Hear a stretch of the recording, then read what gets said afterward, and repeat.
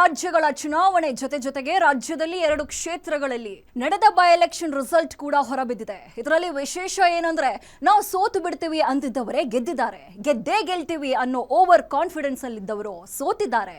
ಅಂದ ಹಾಗೆ ಕಾಂಗ್ರೆಸ್ ಸರ್ಕಾರಕ್ಕೆ ಇದು ಡಬಲ್ ಹ್ಯಾಟ್ರಿಕ್ ರಿಸಲ್ಟ್. ಅದೇ ಇವತ್ತಿನ ವಿಶೇಷ. ಗೆದ್ದ ಮಕ್ಕಳು. ನಾನು ಕೀರ್ತಿಶ್ರೀ.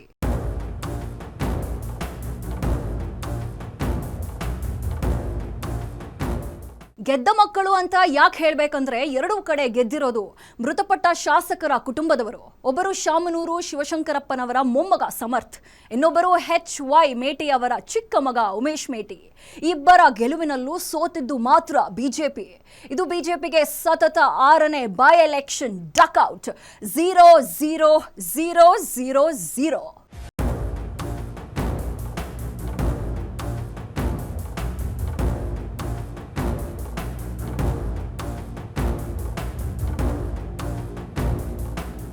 ದಾವಣಗೆರೆ ದಕ್ಷಿಣ ಮತ್ತು ಬಾಗಲಕೋಟೆಯಲ್ಲಿ ಕಾಂಗ್ರೆಸ್ ಪಾಲಿಗೆ ಬಿರುಗಾಳಿಯೊಂದು ಬಿರುಸಾಗಿ ಬೀಸಿ ನಿಂತ ಅನುಭವ. ಕಾಂಗ್ರೆಸ್ 2023ರಲ್ಲಿ ಅಧಿಕಾರಕ್ಕೆ ಬಂದ ಮೇಲೆ ಇದು ಮೊದಲ ಉಪಚುನಾವಣೆ. ಒಟ್ಟು 6 ಬೈ ಎಲೆಕ್ಷನ್ಗಳು ನಡೆದಿವೆ. 6ಕ್ಕೆ 6ರಲ್ಲೂ ಕೂಡ ಕಾಂಗ್ರೆಸ್ ಗೆದ್ದಿದೆ.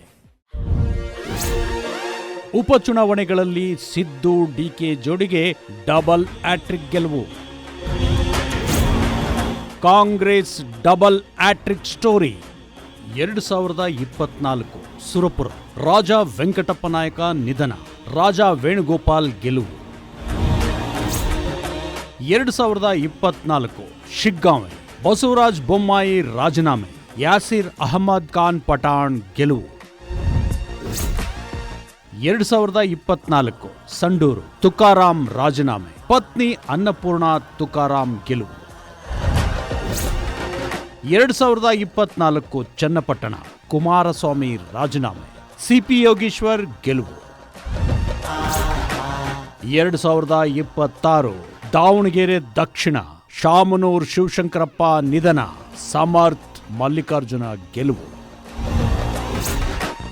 2026 ಬಾಗಲಕೋಟೆ HY ಮೇಟಿ ನಿಧನ, ಉಮೇಶ್ ಮೇಟಿ ಗೆಲುವು.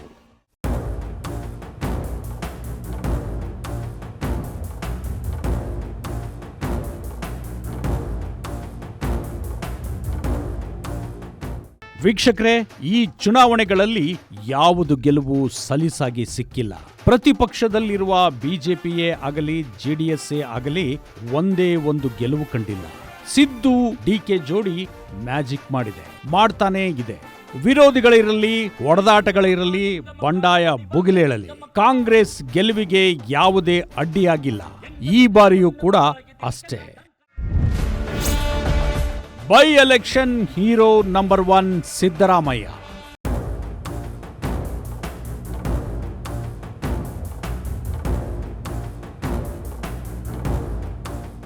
ದಾವಣಗೆರೆ ದಕ್ಷಿಣ ಹಾಗೂ ಬಾಗಲಕೋಟೆ ವಿಧಾನಸಭಾ ಕ್ಷೇತ್ರಗಳಲ್ಲಿ ಬೈ ಎಲೆಕ್ಷನ್ನಲ್ಲಿ ಕಾಂಗ್ರೆಸ್ ಪಕ್ಷ ಗೆದ್ದು ಬಿಗಿದೆ. ಸಿಎಂ ಸಿದ್ದರಾಮಯ್ಯ ಈ 2 ಕ್ಷೇತ್ರ ಗೆಲ್ಲೋದು ಬಹಳ ಮುಖ್ಯವಾಗಿತ್ತು. ಸ್ವಪಕ್ಷದವರಿಂದ ನಾಯಕತ್ವ ಬದಲಾವಣೆ ಕೂಗು, ವಿರೋಧ ಪಕ್ಷಗಳು ಗ್ಯಾರಂಟಿಗಳಿಂದ ಅಭಿವೃದ್ಧಿ ಆಗ್ತಿಲ್ಲ ಅನ್ನೋ ಟೀಕೆಗಳ ನಡುವೆ ಈಸಿಯಾಗಿ ಗೆಲ್ಲೋದು ಹೇಗೆ ಅನ್ನೋದನ್ನ ತೋರಿಸಿಕೊಟ್ಟಿದ್ದಾರೆ ಸಿದ್ದರಾಮಯ್ಯ. ಬಾಗಲಕೋಟೆ ಗೆಲುವಿನಲ್ಲಿ ಸಿದ್ದು ಮಂತ್ರಗಾರ.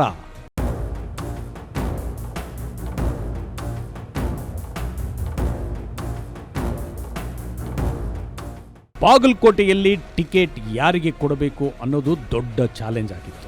HY ಮೇಟಿಯವರ ಕುಟುಂಬಕ್ಕೆ ಟಿಕೆಟ್ ಅನ್ನೋದು ಖಚಿತವಾದ ಮೇಲೆ ಮಕ್ಕಳಲ್ಲಿ ಯಾರಿಗೆ ಅನ್ನೋ ಗೊಂದಲ ಬಗೆಹರಿಸಿದವರು ಸಿದ್ದರಾಮಯ್ಯ.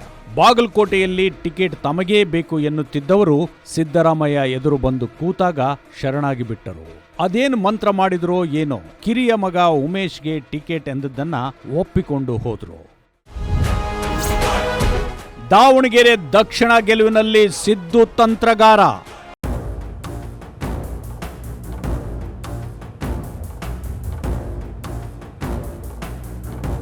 ಇನ್ನು ದಾವಣಗೆರೆ ವಿಷಯಕ್ಕೆ ಬಂದರೆ ಸಿದ್ದರಾಮಯ್ಯ ತಂತ್ರಗಾರನಾಗಿ ಗೋಚರಿಸಿದರು. ಶಾಮನೂರು ಶಿವಶಂಕರಪ್ಪ ನಿಧನರಾದ ಕ್ಷಣದಿಂದ ಚುನಾವಣೆ ಮುಗಿಯುವವರೆಗೆ ಭಿನ್ನಮತ ಬಂಡಾಯ ಹೋರಾಟ ಇದ್ದೇ ಇತ್ತು. ಸಾದಿಕ್ ಪೈಲ್ವಾನ್ ಅವರಂತೂ ಸ್ಪರ್ಧೆ ಮಾಡಿದರಷ್ಟೇ ಅಲ್ಲ, ನಾಮಪತ್ರ ವಾಪಸ್ ಕೂಡ ತಗೊಂಡಿರಲಿಲ್ಲ.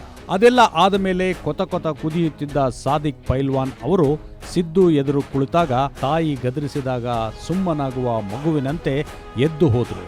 ದಾವಣಗೆರೆ ದಕ್ಷಿಣವನ್ನ ಗೆದ್ದಿದ್ದು ಹಾಗೆಯೇ.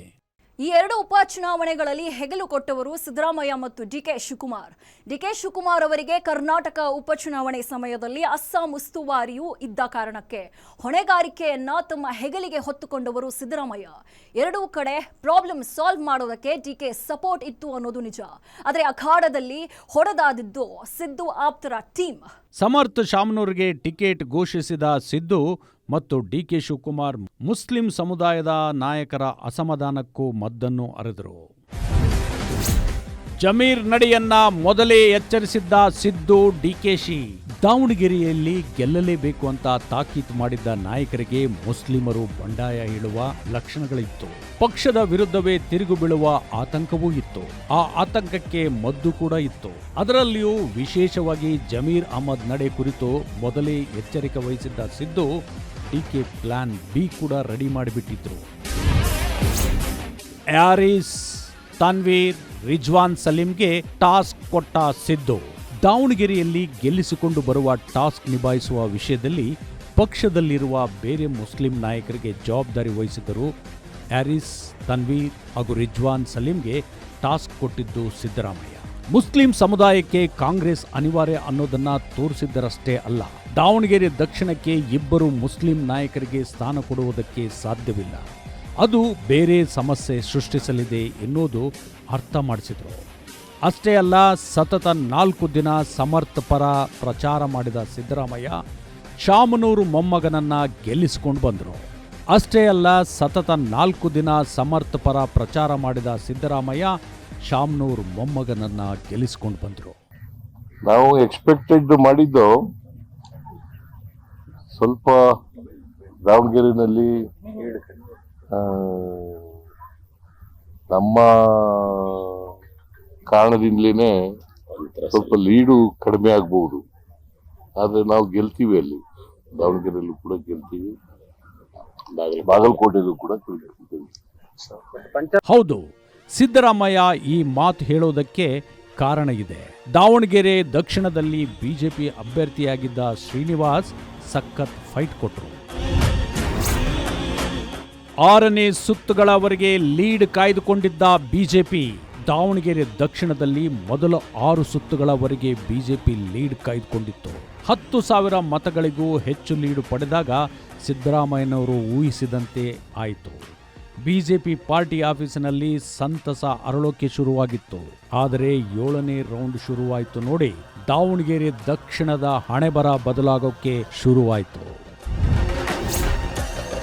7ನೇ ರೌಂಡ್ ಅಂತ್ಯದ ಹೊತ್ತಿಗೆ ಕಾಂಗ್ರೆಸ್ ಲೀಡು. 7ನೇ ಸುತ್ತಿನ ಮತ ಎಣಿಕೆ ಮುಗಿಯುವ ಹೊತ್ತಿಗೆ ಕಾಂಗ್ರೆಸ್ ಆರಂಭದ ಹಿನ್ನಡೆಯನ್ನ ಹಿಂದೆ ಹಾಕಿದ್ದಷ್ಟೇ ಅಲ್ಲ, 3,000ಕ್ಕೂ ಹೆಚ್ಚು ಮತಗಳ ಲೀಡ್ ಪಡೆದುಕೊಂಡಿತ್ತು. ಅಲ್ಲಿಂದ ಶುರುವಾದ ಲೀಡ್ ಮತ ಎಣಿಕೆ ಮುಗಿಯುವ ಹೊತ್ತಿಗೆ ಗೆಲುವಿಗೆ ತಂದಿತ್ತು. ಮತ ಎಣಿಕೆ ಮುಗಿಯುವ ಹೊತ್ತಿಗೆ ಗೆಲುವನ್ನ ತಂದಿತ್ತು. ಒಂದು ಸುತ್ತಿನಲ್ಲಿ ಮತಗಳ ಲೀಡ್ ಕಡಿಮೆಯಾಗುತ್ತಿತ್ತು, ಹೆಚ್ಚಾಗುತ್ತಿತ್ತು, ಆದರೆ ಲೀಡ್ ಮಾತ್ರ ಬಿಟ್ಟಿರಲಿಲ್ಲ. ದಾವಣಗೆರೆ ದಕ್ಷಿಣ ಕ್ಷೇತ್ರದಲ್ಲಿ ಕಾಂಗ್ರೆಸ್ ಅಭ್ಯರ್ಥಿಯಾಗಿರ್ತಕ್ಕಂಥ ಸಮರ್ಥ ಶಾಮನೂರ್ ಅವರು ಗೆಲುವನ್ನು ಸಾಧಿಸಿದ್ದಾರೆ. ಆ ಕ್ಷೇತ್ರದ ಉಸ್ತುವಾರಿಯನ್ನ ವಹಿಸಿಕೊಂಡಿದ್ದಂತಹ ಶಾಸಕ ರಿಜ್ವಾನ್ ಅರ್ಷದ್ ಅವರು ನಮ್ಮ ಜೊತೆಗಿದ್ದಾರೆ. ಅವ್ರನ್ನೂ ಸಹ ಮಾತಾಡಿಸ್ತೀನಿ.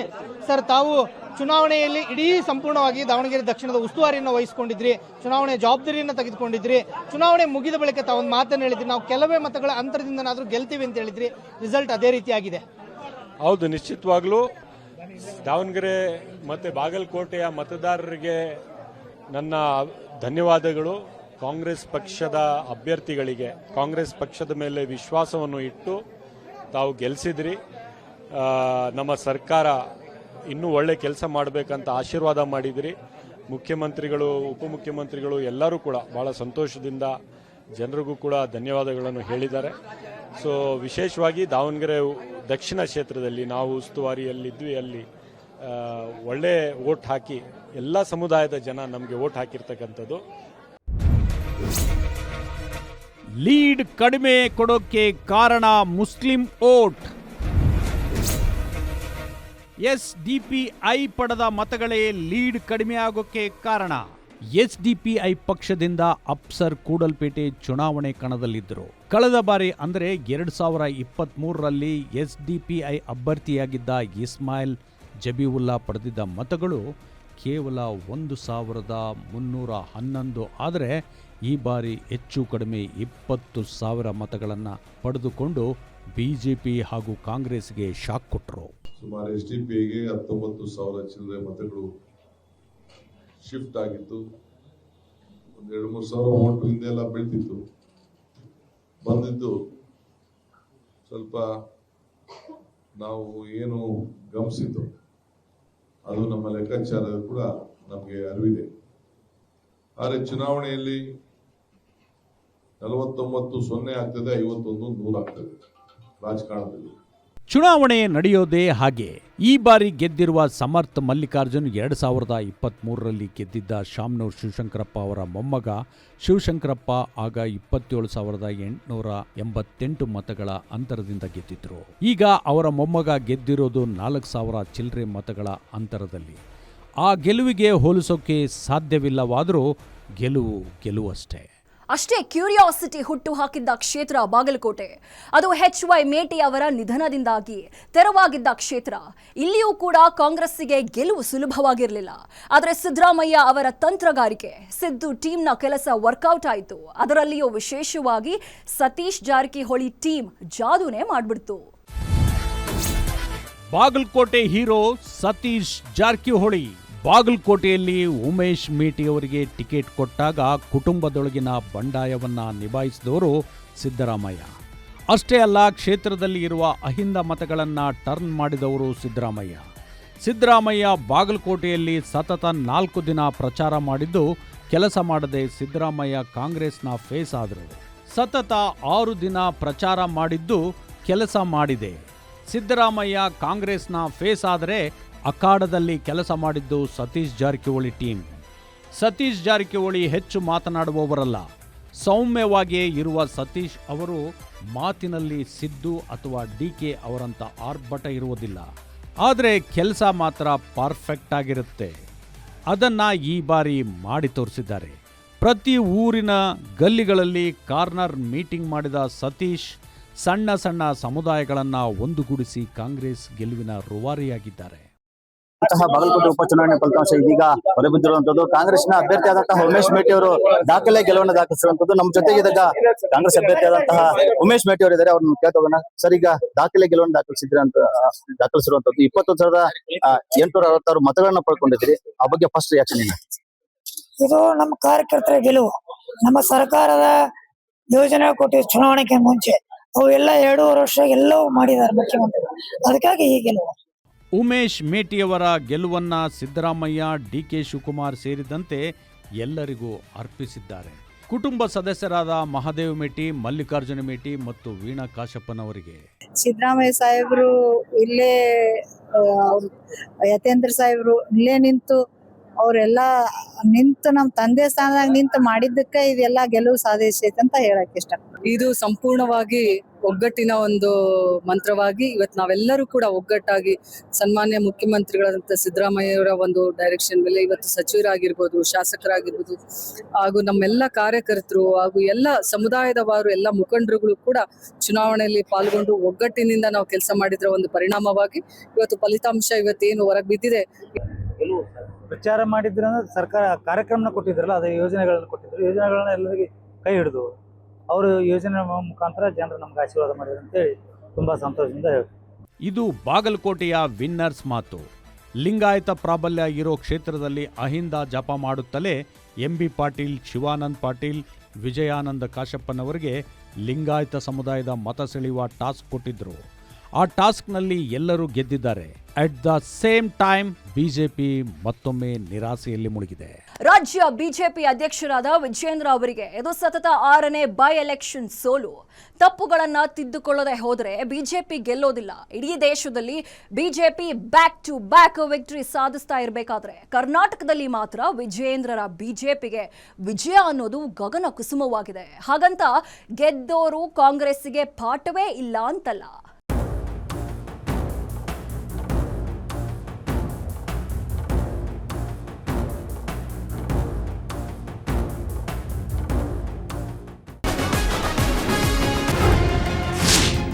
ಬಿಜೆಪಿಗೆ ಮತ್ತೆ ಮತ್ತೆ ಮತ್ತೆ ಝೀರೋ.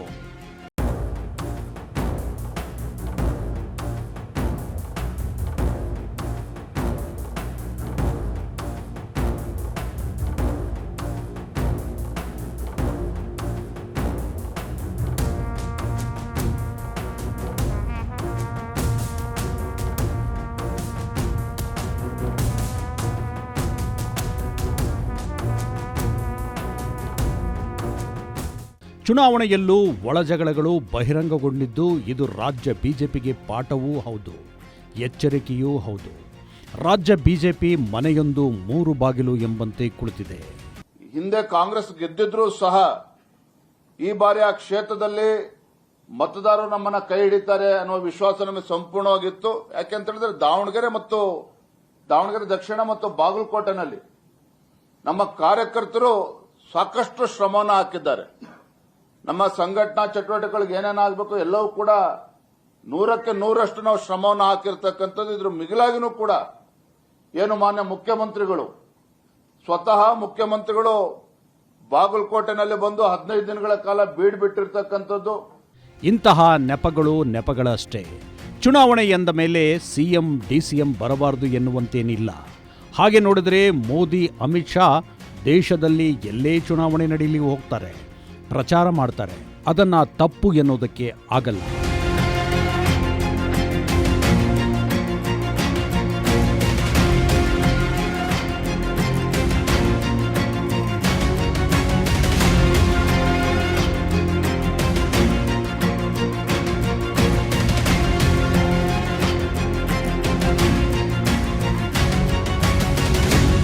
ಕಾಂಗ್ರೆಸ್ ವಿರುದ್ಧ ತಂತ್ರಗಾರಿಕೆ ಮಾಡುವಲ್ಲಿ ಬಿಜೆಪಿ ವಿಫಲವಾಗಿದೆ ಎನ್ನಬೇಕಷ್ಟೇ. ಸರ್ಕಾರ ವಿರುದ್ಧ ಇರೋ ಜನಾಕ್ರೋಶ ಆಡಳಿತ ವಿರುದ್ಧ ಅಲೆ ಉಪಯೋಗಿಸಿಕೊಳ್ಳುವಲ್ಲಿ ವಿಫಲವಾಗಿದೆ ಎಂದು ಶರಾಬರಿಬಹುದು. ಮುಸಲ್ಮಾನರನ್ನ ಮನತಾಯಿ ಧೋರಣೆಯನ್ನ ಕಾಂಗ್ರೆಸ್ ಮಾಡ್ತಾ ಇದೆ. ಗೆಲ್ಲಕ್ ಮಾತ್ರ ನಾವು ಬೇಕು, ಅಧಿಕಾರ ಬಂದಾಗ ನಾವು ಬೇಡ ಅನ್ನೋದು ಭಾವನೆ ಮುಸಲ್ಮಾನರಲ್ಲಿ ಬಂದಿದೆ. ಅದರಿಂದ ಅವರು ಎಚ್ಚರಗೊಳ್ತಾ ಇದ್ದಾರೆ. ನರೇಂದ್ರ ಮೋದಿ ನಮ್ಮ ದೇಶದ ಪ್ರಧಾನಿ 3 ಬಾರಿ ಆಗಿದ್ದಾರೆ. ನಮ್ಗೇನು ತೊಂದರೆ ಆಗಿದೆ? ಏನು ತೊಂದರೆ ಆಗಿಲ್ಲ.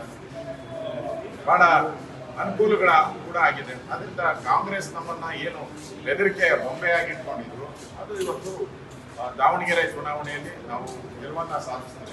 ಇದನ್ನೆಲ್ಲ ಹೇಳ್ತಿರೋ ಅಶೋಕ್ ವಿಜಯೇಂದ್ರ ಅವರ ಪ್ರಕಾರ ಅದನ್ನ ಗೆಲುವನ್ನಾಗಿ ಕನ್ವರ್ಟ್ ಮಾಡ್ಕೊಳ್ಳೋಕೆ ಏಕಾಗ್ತಿಲ್ಲ ಅನ್ನೋದು ಅರ್ಥವಾಗ್ತಿಲ್ಲ. ತಪ್ಪು ಸರಿಪಡಿಸ್ಕೊಂಡು ಹೋಗ್ತೇವೆ ಎಂದು ಹೇಳ್ತಿರೋದು ಯಡಿಯೂರಪ್ಪ. ಬಾಗಲಕೋಟೆ ದಾವಣಗೆರೆಯಲ್ಲಿ ನಾವು ದಾವಣಗೆರೆ ಗೆಲ್ತೇವೆ ಅಂತ ವಿಶ್ವಾಸ ಇತ್ತು. ಕೊನೆಗಳಿಗೆನಲ್ಲಿ ಸ್ವಲ್ಪ ವ್ಯತ್ಯಾಸ ಆಗಿರುವಂಥದ್ದು ನಮಗೂ ನೋವಾಗಿದೆ. ಸೊ ಬರೋ ದಿವಸಗಳಲ್ಲಿ ಕೊರತೆಗಳು ಏನಾಗಿದೆ ಅಂತ ಸರಿಪಡಿಸ್ಕೊಂಡು ಪಕ್ಷವನ್ನು ಬಲಪಡಿಸೋ ಕಡೆ ವಿಶೇಷ ಗಮನ ಕೊಡ್ತಾರೆ.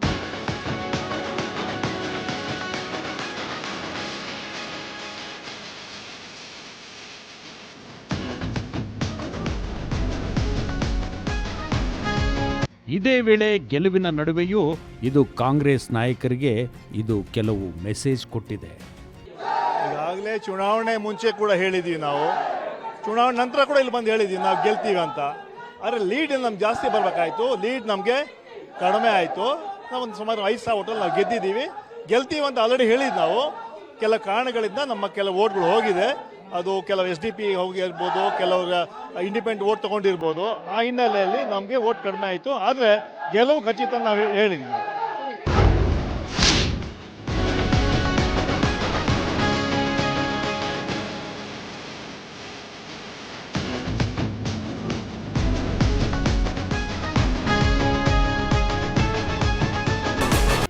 ಎರಡು 2023ರಲ್ಲಿ ಕಾಂಗ್ರೆಸ್ ಗೆಲುವಿಗೆ ಕಾರಣವಾಗಿದ್ದು ಮುಸ್ಲಿಂ ಮತದಾರರ ಸಾಲಿಡ್ ವೋಟ್. ಆದರೆ ದಾವಣಗೆರೆ ದಕ್ಷಿಣದಲ್ಲಿ ಮುಸ್ಲಿಮರು ಬಂಡಾಯ ಎದ್ದಿರೋದು ಹೆಚ್ಚು ಕಡಿಮೆ 20,000 ವೋಟ್ಗಳು SDPIಗೆ ಹೋಗಿರೋದು ಎಚ್ಚರಿಕೆಯ ಗಂಟೆಯೂ ಹೌದು.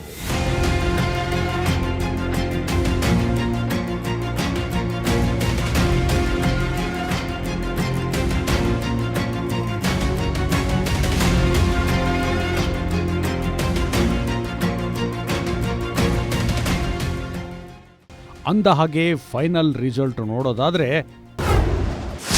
ಬಾಗಲಕೋಟೆ ಗೆದ್ದವರು ಉಮೇಶ್ ಮೇಟಿ, ಕಾಂಗ್ರೆಸ್ ಪರ ಮತ 98,919 ಮತಗಳು. ಬಿಜೆಪಿ ಪಡೆದ ಮತಗಳು 76,587. ಗೆಲುವಿನ ಅಂತರ 22,332 ಮತ.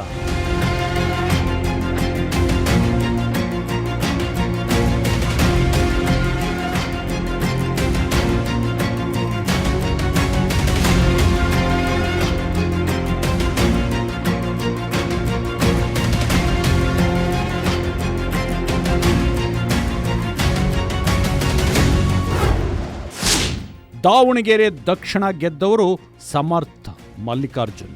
ಕಾಂಗ್ರೆಸ್ ಪರ ಮತ 69,578 ಮತಗಳು. ಬಿಜೆಪಿ ಪಡೆದ ಮತಗಳು 63,870.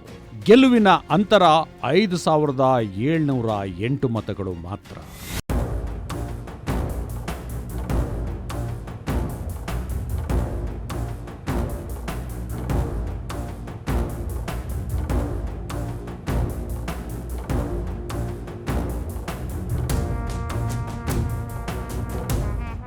ಗೆದ್ದರೆ ಎಲ್ಲವೂ ಸರಿ ಇದೆ ಅಂತ ಅರ್ಥ ಅಲ್ಲ. ಸೋತ ಮಾತ್ರಕ್ಕೆ ಇವರು ಮಾಡ್ತಿರೋದೆಲ್ಲ ತಪ್ಪು ಅಂತಾನೂ ಅಲ್ಲ. ಇದರ ಸಂದೇಶಗಳೇ ಬೇರೆ. ಅದು ಸೋತವರಿಗೆ ಇನ್ನು ಸ್ವಲ್ಪ ಜಾಸ್ತಿ ಚೆನ್ನಾಗಿ ಅರ್ಥ ಆಗುತ್ತೆ ಅಷ್ಟೇ. ಇದು ಈ ಹೊತ್ತಿನ ವಿಶೇಷ. ನೋಡ್ತಾ ಇರಿ ಗ್ಯಾರಂಟಿ ನ್ಯೂಸ್, ಸುದ್ದಿ ಖಚಿತ, ನ್ಯಾಯ ನಿಶ್ಚಿತ.